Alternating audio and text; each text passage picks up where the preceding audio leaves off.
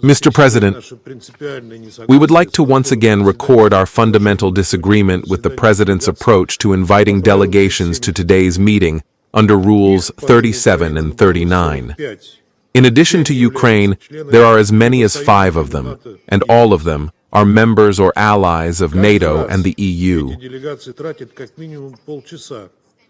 Each time, these delegations spend at least half an hour of valuable, and in the context of the UN's budget deficit in the literal sense of the word, the Council's time to read out the same theses, with zero added value and almost identical to the speech of the EU representative. This is an unacceptable situation, the responsibility for which lies entirely with the chairmanship. It is obvious that European countries occupying the chair of the Security Council are simply not able to put the tasks of impartial leadership of the Council above bloc solidarity. That undermines the credibility of the Council and devalues the value of its deliberations. But we expect that European delegations, especially the main sponsors of the Kiev regime's pumping with weapons, will request to speak at the Security Council tomorrow, at the briefing we requested on the topic of European attempts to impede the peace process around Ukraine. We have a lot of questions for them, and we are waiting for answers. But there are serious doubts that the EU will find the courage to come and provide these answers, not in the format of a staged and comfortable EU-NATO get-together according to the blanks agreed in Brussels, but, as the discussion in the Security Council suggests, in the mode of an interactive discussion in full view of the entire international community. Our former European partners, who have long lost their strategic sovereignty, are simply not capable of this.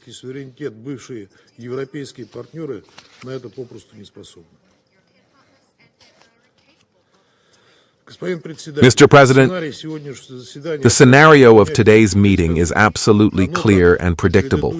Like previous similar initiatives of our Western and recently European colleagues, it is not being convened in order to solve problems and bring the Ukrainian crisis closer to a peaceful solution. Its task is to prevent the image of supposedly free and democratic Ukraine, a victim of the so-called Russian aggression, which the European sponsors of the Kiev regime have been trying to keep afloat for several years, having begun to form it long before the start of Russia's NWO in Ukraine. It is becoming more and more difficult for London, Paris, Berlin, and their satellites to inflate this propaganda bubble.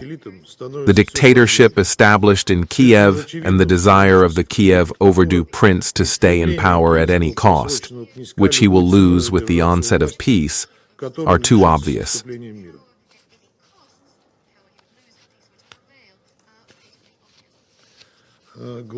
His main fear is the elections, in which he and his henchmen will have to answer for the failure to fulfill promises of peace with Russia, the protection of the rights of Russian-speaking Ukrainians, respect for the rights and freedoms of everyone in the country, which he has turned into a concentration camp and a meat grinder.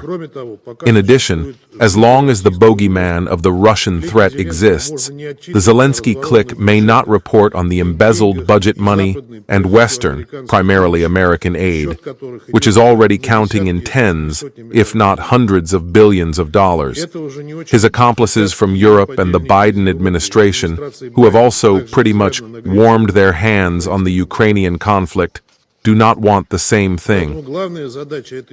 Therefore, the main task of this handful of militarists is to prevent the main shareholder, the United States, from withdrawing from the Ukraine anti-Russia geopolitical project and prolonging the war as long as possible.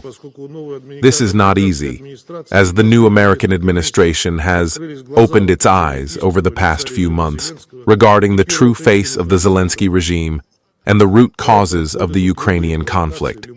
Therefore, any provocations, any lies about Russia, its actions and plans are used.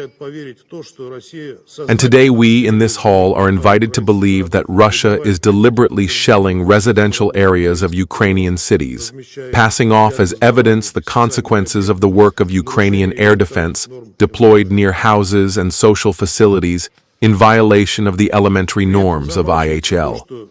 At the same time, they hush up the fact that the targets of our strikes are exclusively objects associated with the military-industrial complex of Ukraine, which are successfully destroyed and disabled. In recent days alone, ammunition depots, military technical equipment in the Dnipropetrovsk region, a temporary deployment point, and a warehouse of rocket and artillery weapons of the Mechanized Brigade of the Armed Forces of Ukraine in the Sumy region, as well as a temporary deployment point of foreign mercenaries in the area of the settlement of Svyatogorsk of the DPR and in the Kharkiv region, have been hit.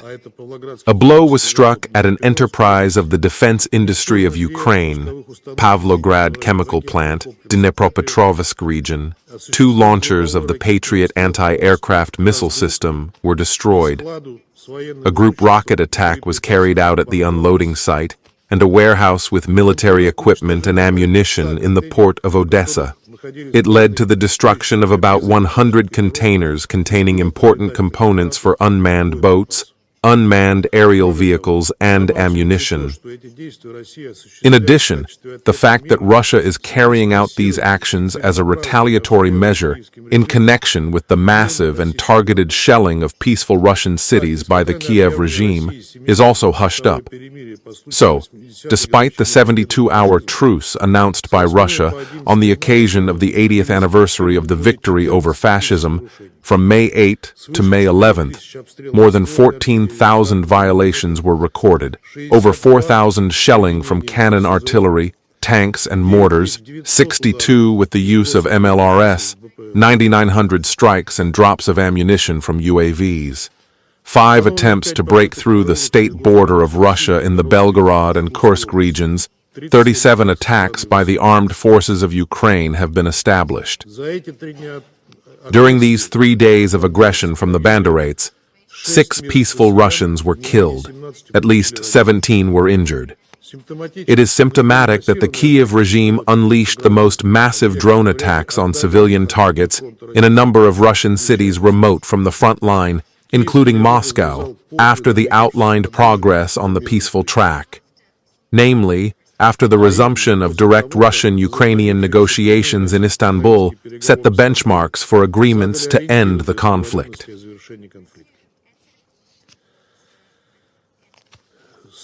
From 20:00 on May 20th to 08:00 on May 27th, 23:31, attack unmanned aerial vehicles launched from Ukraine were destroyed and intercepted, including 1465 outside the zone of the special military operation. Unfortunately, as a result, there are injured and dead civilians, including women and children. On May 22nd, as a result of an attack on the village of Panteleimonovka in the DPR, 8 people were injured. On the same day, in the Vassilievsky municipal district of the Zaporozhye region, a girl born in 1990 was killed, and 4 children were injured as a result of drone strikes. The armed forces of Ukraine also launched 2 strikes with HIMARS missiles on civilian targets in the city of Lvov, Kursk region, where 16 people were injured, including 2 children. Mr. President, the plans of Zelensky and his accomplices, as they say, are sewn with white threads. Their task is to deceive and disorient U.S. President Donald Trump, who is taking decisive steps towards peace, and to try at all costs to return his country, which has already wasted hundreds of billions of dollars to help Ukraine, to anti-Russian and Russophobic positions. We will analyze in detail their methods and tactics to undermine the peace efforts of the leaders of Russia, the United States, and a number of other regional mediators at tomorrow's meeting, which we deliberately requested on this topic, so we will not dwell on it now. I will only say that it is becoming more and more difficult to promote Ukrainian and Western lies about Russia, since the real actions of the Kiev regime its conscious choice in favor of war and further suffering of the citizens of their country, speak louder than any words. Just as the peace initiatives and concrete steps of the Russian leadership are absolutely clear and obvious. We intend to continue acting in this way and are determined to continue the serious direct negotiation process with Ukraine, which it interrupted in April 2022 at the instigation of British Prime Minister Boris Johnson and his Russophobic associates. It must result in a solution that reliably addresses the root causes of the Ukrainian conflict and the threats to our country's security emanating from Ukraine. The Ukrainian side was invited to meet in Istanbul on June 2nd and discuss the content of our memorandums with approaches to the negotiation process. As long as Kyiv tries to prolong the war and provoke Russia by striking at residential and civilian infrastructure on our territory, we will continue our NWO and destroy facilities related to the military potential of the Kyiv regime. And no new anti-Russian sanctions, arms supplies to Ukraine, and other hostile steps towards Russia will prevent the inevitable military defeat of the Zelensky regime. The choice is now up to Ukraine. Peace based on the results of negotiations or inevitable defeat on the battlefield with different conditions for the end of the conflict. Thank you.